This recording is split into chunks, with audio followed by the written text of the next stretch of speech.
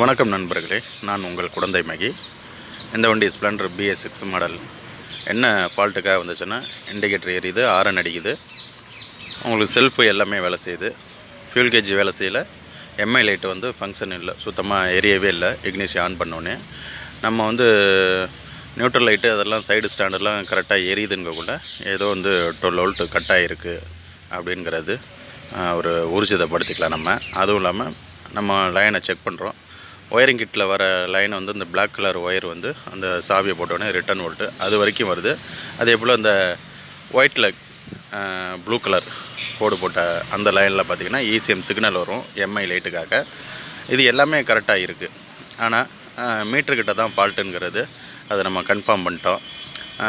Already அதை நம்ம வந்து அந்த பிளாக் கலர் ஒயரில் வந்து எம்ஐ லைட்டுக்கும் இதுக்கும் நம்ம வந்து கண்டினியூட்டி செக் பண்ணுறோம். கண்டினியூட்டி வந்து காட்டலை.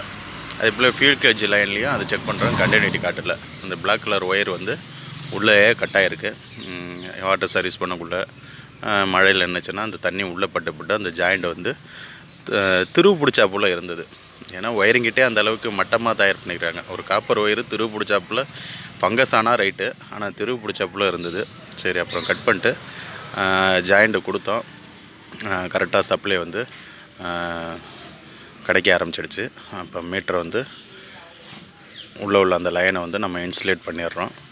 பண்ணிட்டு சாவியை போட்டு செக் பண்ணி பார்க்குறோம். அந்த எம்ஐ லைட்டு ஃபியூல் கேஜு எல்லாம் பக்கா வேலை செய்யுது. ஃபியூல் கேஜ் ஃபால்ட் இருக்குமோன்ட்டு ஃபியூல் கேஜ் சாக்கெட்டை கட்டிட்டு ஃபியூல் கேஜ் கப்ளரை வந்து நம்ம வந்து கண்டினியூட்டி பார்க்குறோம். அதுவும் இல்லாமல் அதில் கரெக்டாக பெட்ரோல் இருக்கிற அளவை காட்டுது. ஆட்டினோம்னா எவ்வளோ பெட்ரோல், அரை டேங்க்கு 3/4 டேங்க் இருந்ததுன்னா 52, 60 அந்த பாயிண்ட்டு காட்டும். ஆட்ட காட்டுனுச்சு. சரி, ஓகே, ஃபியூல் கேஜ் வேலை செய்யுதுங்கிறது அது கன்ஃபார்ம் பண்ணிட்டோம். உள்ளே உள்ள ஒயரை தான் பிரச்சனை எங்கேயோ அப்படின்ட்டு மீட்டரை கழட்டி பார்க்கக்குள்ளே உள்ளே கட்டாக இருந்தது தெரிஞ்சுது. இது பெரிய மலைன்னு நினைப்போம். இது சிம்பிளான விஷயங்கள் தான். சுலபமாக ஃபால்ட்டுகளை வந்து நம்ம கண்டுபிடிச்சி அரெஸ்ட் பண்ணிடலாம். இது தெரியாத நண்பர்களுக்காக ஒரு பதிவு. நன்றி, வணக்கம். குடந்தை மகி.